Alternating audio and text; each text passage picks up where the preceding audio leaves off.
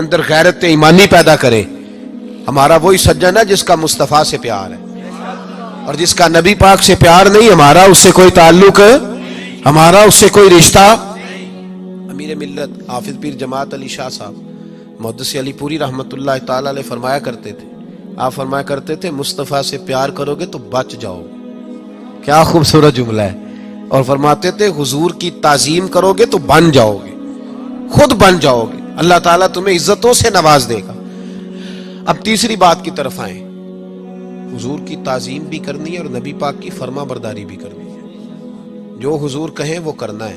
توجہ ہے میری بات پر؟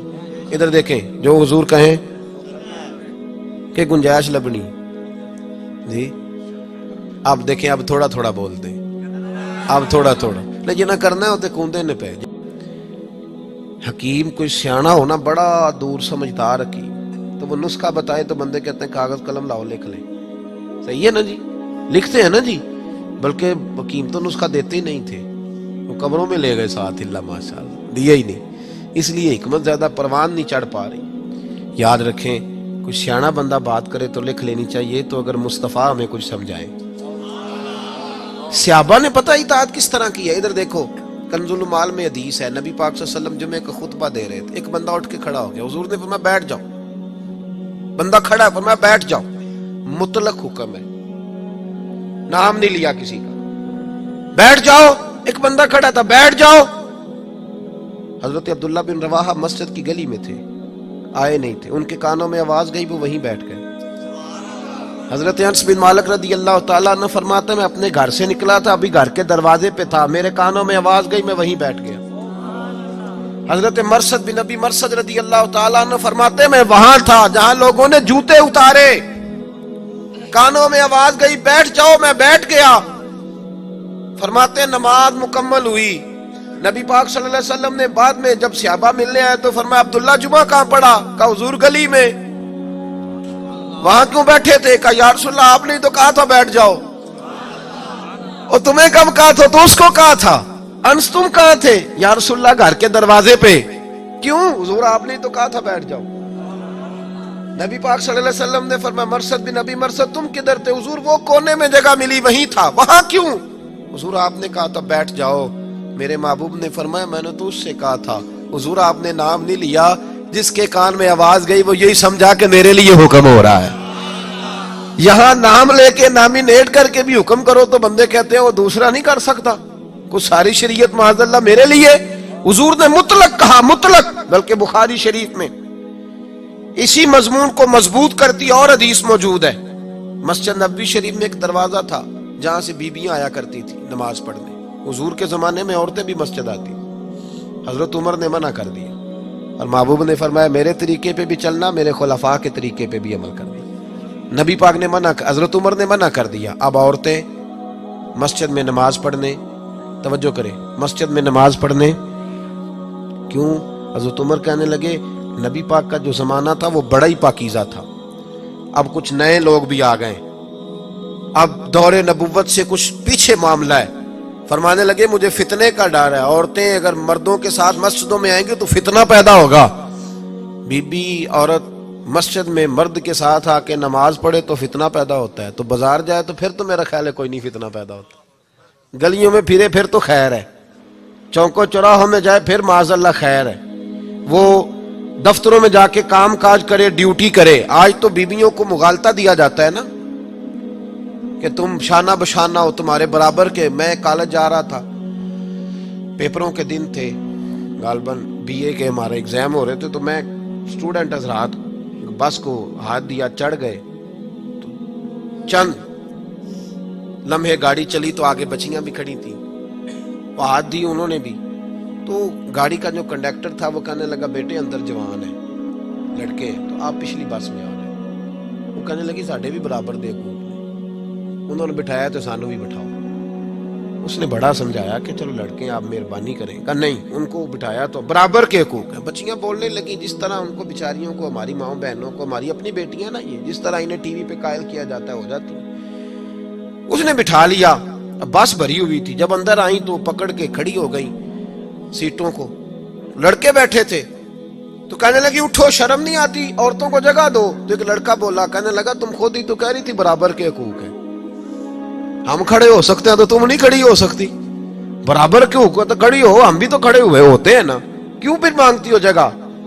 تو ایک بزرگ پھر وہاں سے بولے، مجھے آج تک بات یاد ہے، وہ کہنے لگے بیٹے برابر کے حقوق نہ مانگو، عزت والے حقوق مانگو.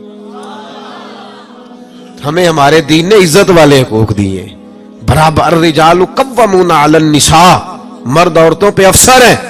اللہ تبارک و تعالیٰ نے عورت کی ڈیوٹی نہیں لگائی جا کے کما کے لائے باہر جائے. عورت کو عزت دی، تو وقار کے ساتھ گھر میں بیٹھ اور بچوں کی پرورش کر. ملے گا کیا؟ میرے محبوب نے فرمایا جنت ہی تیرے قدموں کے نیچے رکھ دی ہے. خاوند کی ذمہ داری ہے وہ جائے، لیکن بچیوں کو مغالطہ دیا جاتا ہے، گڑبڑ ہو رہے معاملات. عام دام برسرے مطلب حضرت عمر نے منع کر دیا، اس دروازے سے عورتیں آتی ہیں، مرد نہیں آئے. علت ہے. نبی پاک صلی اللہ علیہ وسلم کے زمانے میں بیویاں آتی تھی تو مرد اس دروازے سے نہیں گزرتے تھے. نبی پاک نے منع کیا بھی یہاں سے نہ گزرنا، یہاں سے عورتیں آتی ہیں. توجہ ہے نا میری بات پر؟ حضرت عبداللہ ابن عمر رضی اللہ تعالیٰ عنہ اس دروازے سے گزرتے نہیں تھے، حالانکہ آپ کے گھر کے قریب مسجد کا وہی دروازہ تھا. آپ اوپر سے ہو کے آتے دوسرے دروازے سے. تو صحابہ کہنے لگے عبداللہ یہاں سے گزرا کرو، یہ قریب ہے تمہارے. تو حضرت عبداللہ ابن عمر رضی اللہ تعالیٰ عنہ فرمانے لگے نبی پاک نے منع کیا تھا اس دروازے سے گزرنے سے، میں نہیں گزروں گا. انہوں نے کہا وہ تو اس لیے کیا تھا کہ عورتیں گزرتی تھیں، اب تو نہیں گزرتی. تو کیا جواب ہے حضرت عبداللہ ابن عمر کا، اور کیا فرما برداری ہے. کہنے لگے مجھے وجہ کا نہیں پتا، مجھے وجہ کا نہیں پتا کیوں منع کیا تھا، کس لیے منع کیا تھا. مجھے تو اتنا پتا ہے کہ میرے نبی نے منع کیا تھا. اب بیبیاں گزرے چاہے نہ گزرے، میں زندگی بھر نہیں گزروں گا. کیونکہ حضور نے، ہم نے نہ کبھی قطرے پہ غور کیا اور نہ دریا دیکھا، بس جہاں تیری جھلک دیکھی وہیں ڈوب گئے.